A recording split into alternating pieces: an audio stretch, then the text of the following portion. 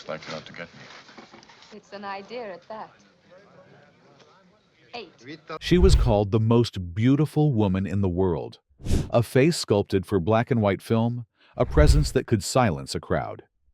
But beauty, as Ava Gardner would later say, was never the full story. It was the mask the world saw, not the woman behind it. And in her memoir, she tears that mask away. In those pages, she's not the goddess on a movie poster.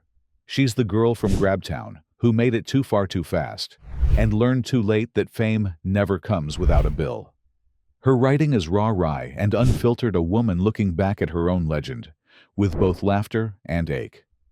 But buried among the memories and the mischief is one confession that stops you cold. When she wrote, "He was obsessive," the world assumed she meant desire. But what she meant was something far darker and far more human. She was talking about the kind of love that doesn't just touch your life. It consumes it. And tonight, we walk through that story, the glamour, the grief, and the man whose obsession nearly broke her.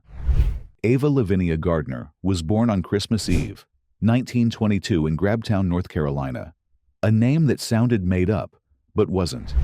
She was the youngest of 7 children in a poor farming family. Her father, Jonas, was a tenant farmer, gentle and quiet. Her mother, Molly, ran a boarding house when times got hard. They had no electricity, no car, and no idea their daughter would one day be a global icon.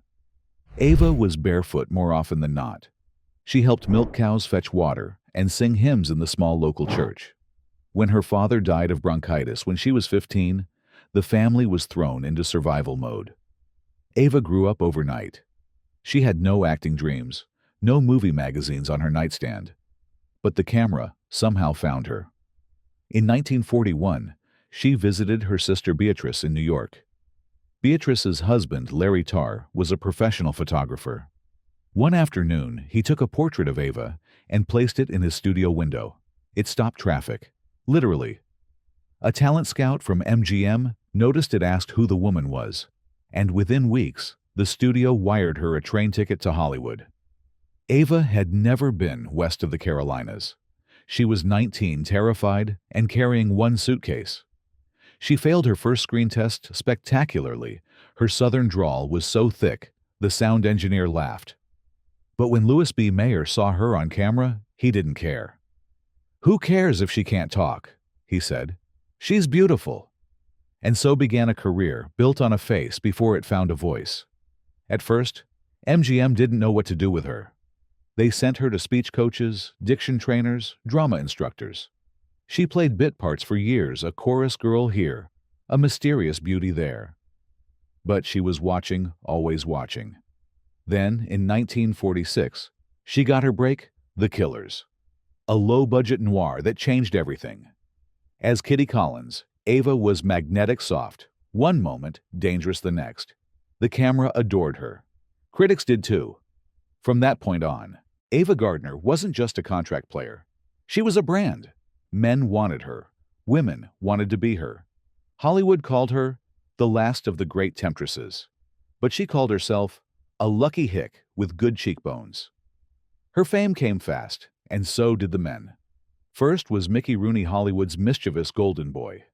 They met on the MGM lot, fell in love overnight, and married in 1942. She was 19. He was 21, rich, famous, and incapable of being faithful. Their marriage lasted a year. Ava later joked, "I caught him with more women than I could count, and that was just the first week." Then came Artie Shaw, the genius jazz musician, known for his intellect and his arrogance. He wooed her with words, quoting philosophers between sets. He wanted to teach her everything: how to read Proust, how to think like him, how to be him. She called it the longest lecture of my life. He was brilliant, but cold. Their marriage lasted barely 12 months. And then one night in 1949, she met the man who would haunt her for the rest of her life, Frank Sinatra. To the world, he was the voice, sharp suit, sharper tongue, ego, the size of New York. But when Ava met him, he was at his lowest. His marriage to Nancy Barbato was falling apart. His career was tanking. He'd gone from selling out arenas to playing second-rate clubs. And then came Ava, a goddess at her peak, untouchable, irresistible.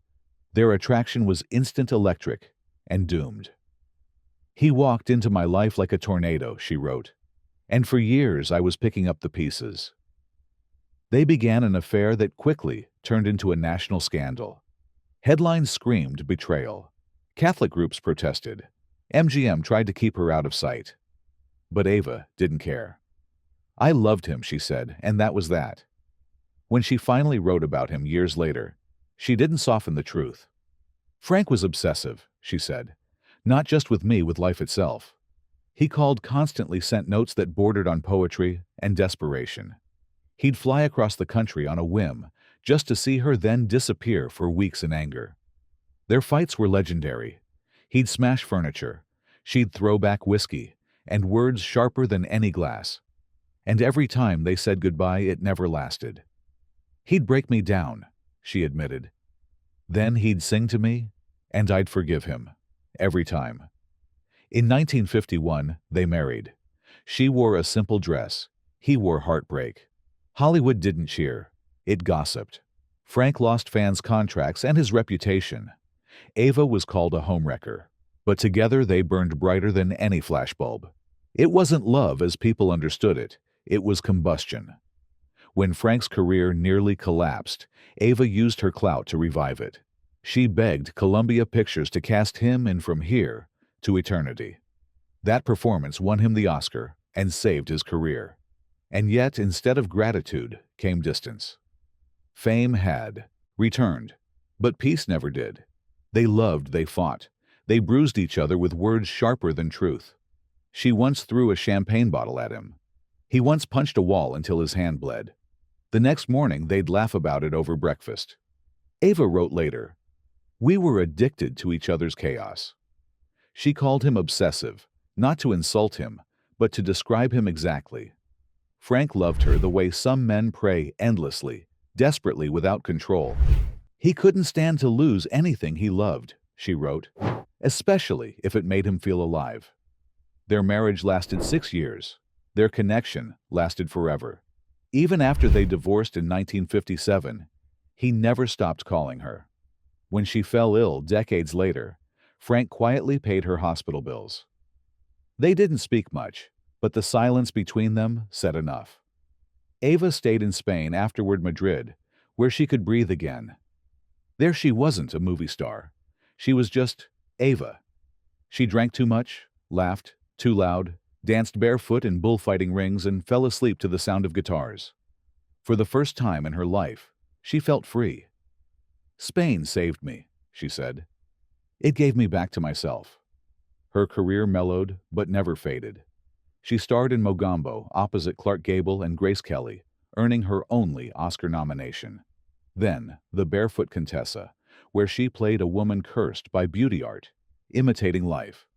She worked with the greats, Hemingway, Houston, Flynn. But she never lost that soft Carolina drawl or that mischievous humor that made everyone feel seen. Off-screen, she was fiercely loyal, disarmingly honest, and allergic to pretension. When asked about her secret to glamour, she said, "Honey, I just put on lipstick and hope for the best."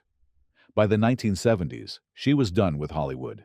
The endless contracts, the studio control, the gossip, she'd had enough. She moved to London, living quietly in a small Knightsbridge apartment. Her circle of friends included writers, painters, and old lovers who knew better than to ask for stories. In 1986, she suffered a stroke that left her partially paralyzed. Frank Sinatra sent a private jet to bring her to the best doctors in California. She refused.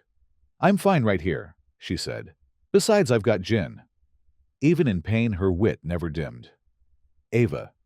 My Story was published in 1990, just months before she passed away.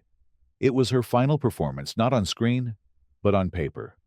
Every page is a reminder that she lived life on her own terms, fiercely, foolishly, and without apology. And when she wrote He Was Obsessive, she wasn't rewriting history. She was finally reclaiming it. She understood that obsession isn't always cruelty. Sometimes it's the desperate side of devotion, the fear of being forgotten. Frank didn't want her heart. He wanted her soul. And in a way, he got it. Because even after all the years, all the distance, all the broken glass, he was still the name she couldn't say without softening. When she looked back on her life, Ava didn't regret the chaos. She regretted the quiet, in between the moments she didn't dance, didn't dare, didn't speak her mind. But then she laughed and said, "Oh hell, I did most of that too." She died at 67 in her sleep, in her London apartment, far from Hollywood, but close to peace. Frank sent flowers. He didn't attend the funeral. Some said it was because he couldn't bear to see her gone. Others said he'd already said goodbye 100 times. Either way, she would have understood. Ava Gardner's life wasn't a fairy tale. It was a song, wild, imperfect, heartbreakingly human. She was never the damsel. She was always the storm. And that's why her story still burns. She lived every chapter with honesty, even when it hurt.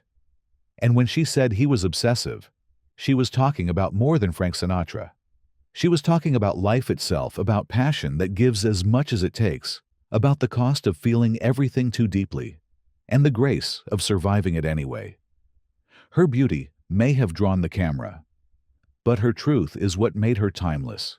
She once said, "I wish to live to be 90, with one tooth left and one man to love me." She didn't reach 90, but she got the rest. Ava Gardner, the barefoot girl who walked through fame like fire and came out shining. She was loved by kings, envied by queens, and feared by men who couldn't define her.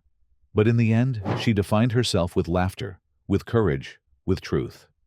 And that's the thing about obsession.